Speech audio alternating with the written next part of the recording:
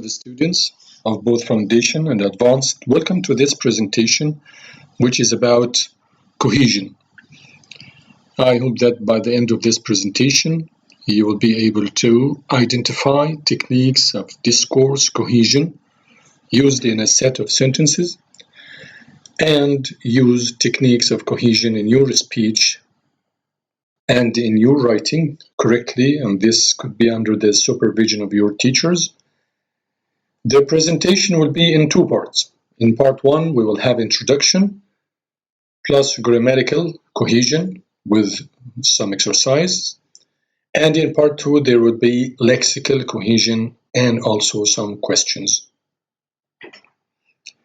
The word cohesion is found in upstream for both Foundation and Advanced. In Foundation on page 99, we've got this page, and we will critically comment on this page at the end of part two. And in Advanced, page 135, we've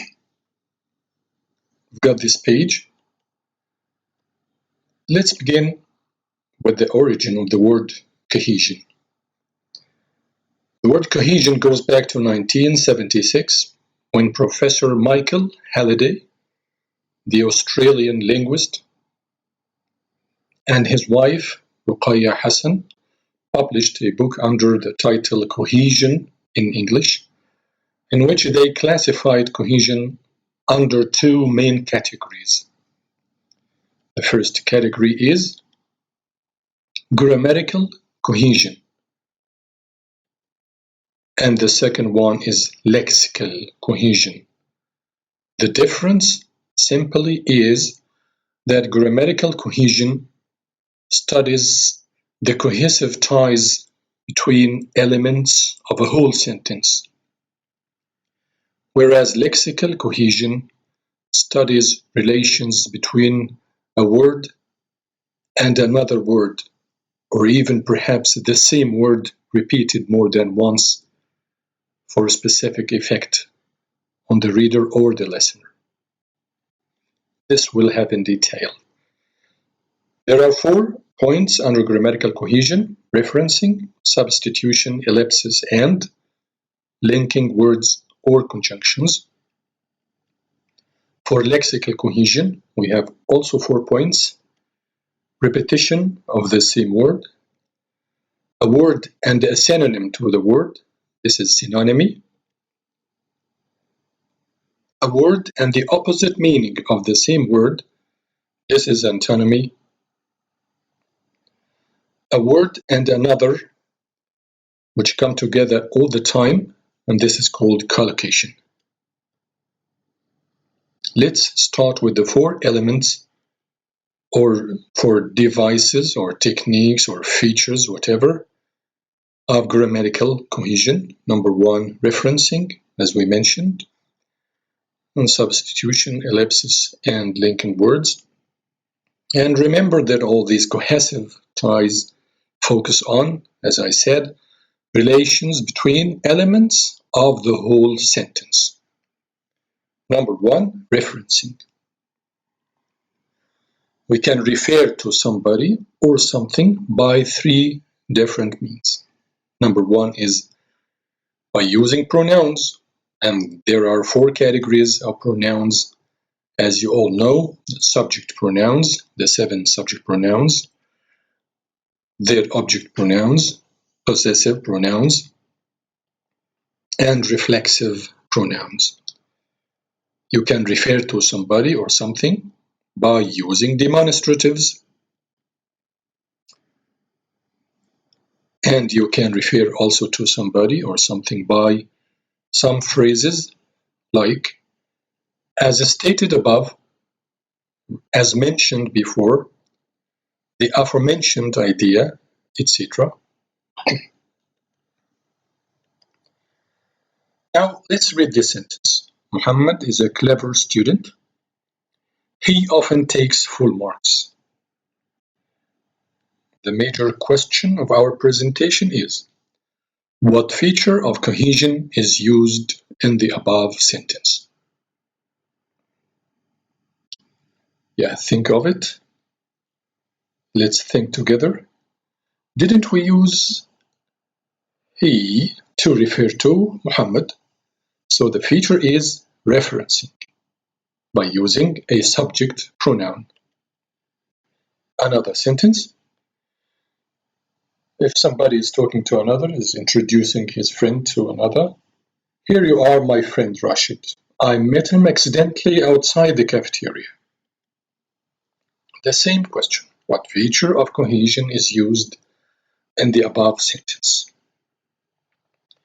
Yes, go ahead. Referencing. Very good. By using what? By using what kind of pronoun? Object, pronoun. What is it exactly? Him. That's very good. Number 2, substitution. Means the replacement of one item by another. Let's see in this situation. A student is talking to the librarian. He says, I want to borrow the history book. I'll take the biology one. Where is the word book in the second sentence? There is nothing. But one is a substitute of, yes, of book. So this is a nominal substitute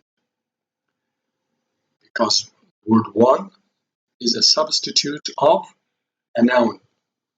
Book. The teacher, the student. Could you write down these sentences, please? Sure, I'll do right now. Who is a substitute of? Think of it. Who is a substitute of? Write down. Write down is a verb, phrasal verb.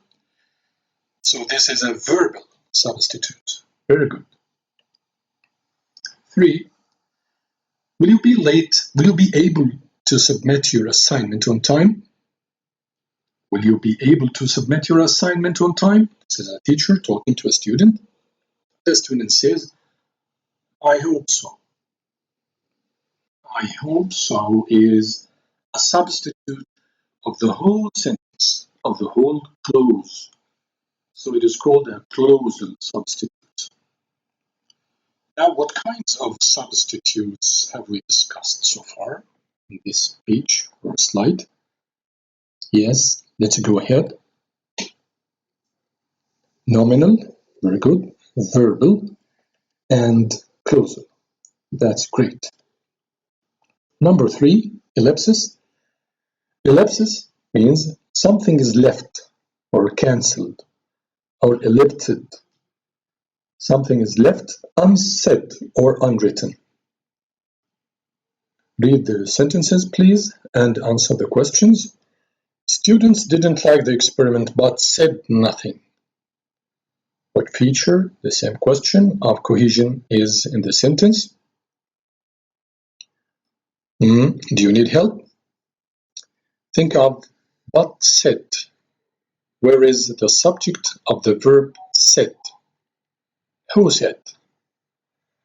Where do you think ellipsis took place? Yes, but they said.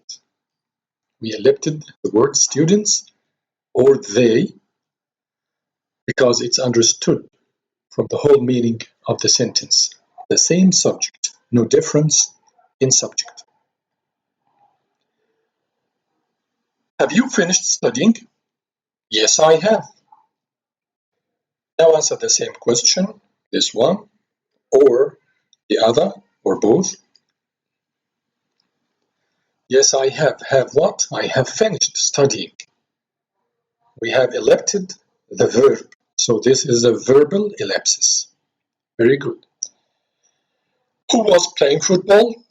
I was. I was what? I was playing football. The ellipted part is a whole phrase. So this is a phrasal ellipsis. Phrase means a verb, playing plus a noun, football. That's quite perfect.